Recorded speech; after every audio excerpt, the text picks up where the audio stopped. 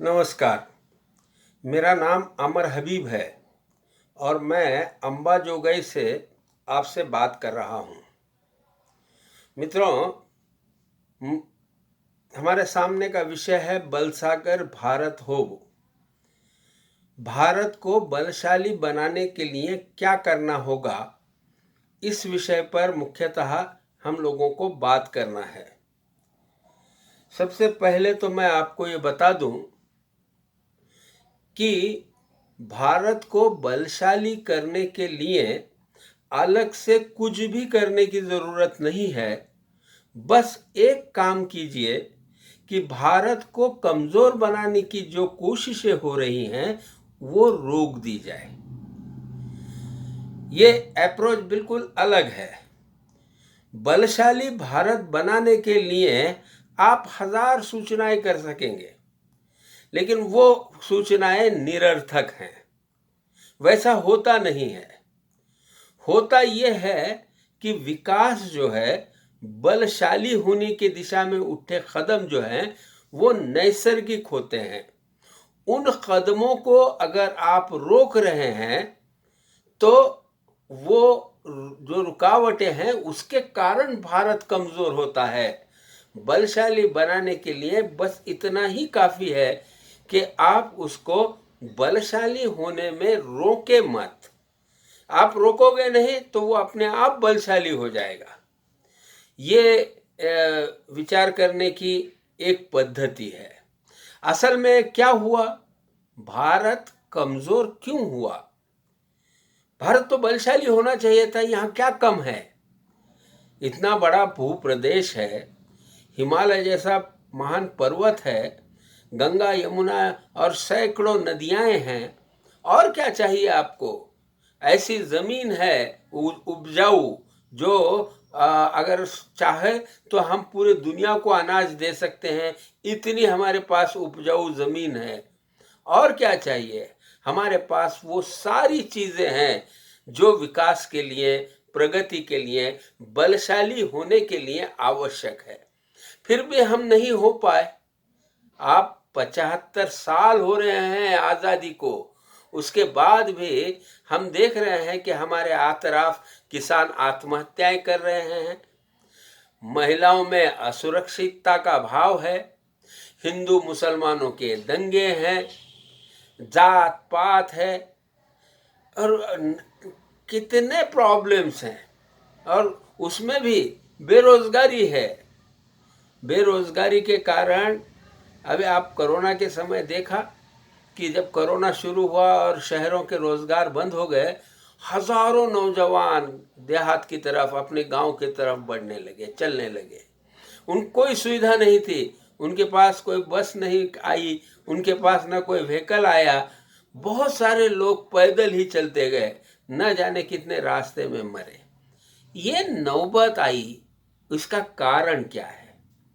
हमको बलशाली बनाने के लिए अलग से नियोजन आयोग की बिल्कुल जरूरत नहीं है।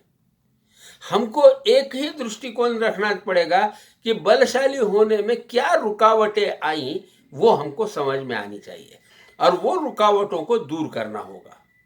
बलशाली तो खुद ही भारत होता है। किसी बच्चे को अगर बड़ा बड़ा होना है तो वो बड़ा तो अपने आप होता है। आप उसके विकास में नहीं रुकते।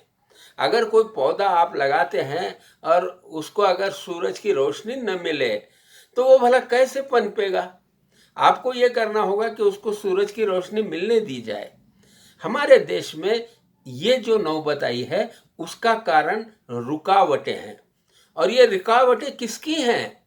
तो रुकावटें सरकार की हैं। ये समझ लेना चाहिए। हम जो बात आगे ले जाना चाह रहे हैं वो ये है कि रुकावटें किसी लोगों की नहीं है, जनता की नहीं है। वो रुकावट है सरकार की। सरकार अपनी नीतियों को लागू करने के लिए कानून बनाती है और हमारे देश में अफसोस की बात यह है कि ऐसे कानून बने जिससे हमारा विकास रुक गया। अब जैसे कि आप लोगों को सबको पता होगा कि किसानों के लिए जो कानून बने हैं, क्या आप जमीन कितनी रख सकते हैं? इससे ज्यादा जमीन आप रखोगे तो हम सरकार निकाल लेगी। अरे ये कोई कानून हुआ? अच्छा, एक बार के लिए ठीक है भाई कि आजाद हुआ भारत और जमीन बढ़ गई, ओके ठीक है, समझ में आ गई बात, लेकिन हमेशा के लिए पाबंदी, ये क्यों? लोगों को अगर अगर लता मंगेशकर के ऊपर ये पाबंदी हो जाती कि भाई तू साल में सिर्फ 12 गाने गा सकती, तो लता मंगेशकर हमको मिलती। सचिन तेंदुलकर पर ये रोक अगर लगा दी जाती कि भाई तू है ना 50 रन से ज्यादा रन नहीं बनाएगा, होती?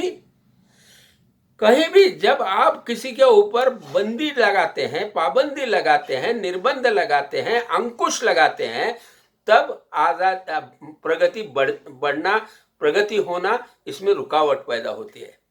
हमारे देश में अफसोस है कि जो किसान, जो रेल का डिब्बा नहीं है, इंजन है, और इंजन में ही हम लोगों ने खराबी पैदा कर दी कि तुम इतनी जमीन रख सकते हो, तुम फला बीज पेरोगे, फला नहीं पेरोगे। अरे सरकार सारे नियंत्रण, इतना ही नहीं तो तुम्हारा अनाज कितने भाव में बिकेगा ये भी हम तय करेंगे। तुम्हारी अनाज की कीमतें अगर बढ़ रही हैं तो हम दूसरे देश से अनाज मंगा लेंगे। ये सारे काम जो है सरकार कर रही है, और ये है रुकावट। इसमें से सरकार को रुकावटें दूर कर देना, इसका मतलब यह है कि भारत को बलशाली होने में आगे बढ़ना। भारत में संविधान आया, संविधान में आपने एक ऐसा, संविधान आने के बाद आप एक ऐसे अमेंडमेंट कर देते हैं कि ये कानून, जो ये 9 शेड्यूल में जो कानून डाले जाएंगे, इसके विरोध में आप कोर्ट में भी नहीं जा सकते। कोर्ट में नहीं जा सकते, ऐसी चीज होती है क्या?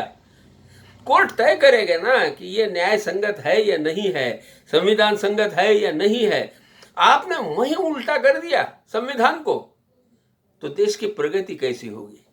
आपको ये पता होगा शायद कि संविधान 90 परिशिष्ट में संविधान के आज 284 कानून है, उसमें से 284 कानून है, उसमें से 250 कानून ये केवल खेती से संबंधित है।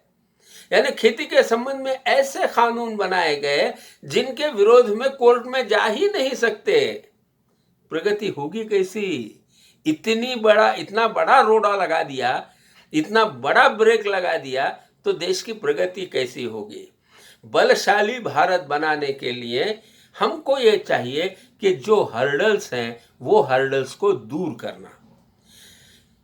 नारी है, देखिए सादी बात है, देश को बलशाली बनाना यानी क्या करना है? देश का नक्शा यानी देश थोड़े ही है, नक्शे के अंदर रहने वाले जो लोग हैं वो हैं, और उसमें भी जो सर्जक हैं, जो प्रजोत्पादन करते हैं, जो नई निर्मित करते हैं, वो उन लोगों की स्वतंत्रता होना लाजमी है। शिवाजी महाराज हमारे देश में होके गए, उन्होंने उस जमाने में सबक दिया कि नारी और किसान ये 2 घटक महत्वपूर्ण घटक मानने चाहिए, और इन 2 घटकों की आजादी सबसे श्रेष्ठ मानी जानी चाहिए। हमारा चुनाव ऐसा है कि उस चुनाव में इन 2 घटकों को तो वाइस ही नहीं है। जो सेवा क्षेत्र के लोग हैं या अन्य क्षेत्र के लोग हैं, उन लोगों को वाइस है, क्योंकि प्रौढ़ मतदान के ऊपर हम लोग ने लोकतंत्र को स्वीकारा है। तो होता यह है कि जो सर्जक है, देखिए समाज में जो सर्जक रहेंगे उनकी संख्या हमेशा कम रहेगी, उत्पादक जो रहेंगे वो कम रहेंगे, पैरासाइट्स ज्यादा रहेंगे समाज में, सेवा क्षेत्र में लोग ज्यादा रहेंगे। तो ये सेवा क्षेत्र के लोगों की संख्या अधिक होने के कारण उत्पादन क्षेत्र के लोगों का वॉइस कमजोर पड़ जाता है। लेकिन हमने चुनाव की तरीका ये इस्तेमाल किया है। ये हर्डल है, ये रुकावट है कि जिसके कारण हमारा देश बलवान नहीं हो पा रहा है। इसमें हम लोगों को चाहिए कि स्त्री और किसान के आज़ादी को प्राथमिकता देना ही देश को बलशाली बनाना है।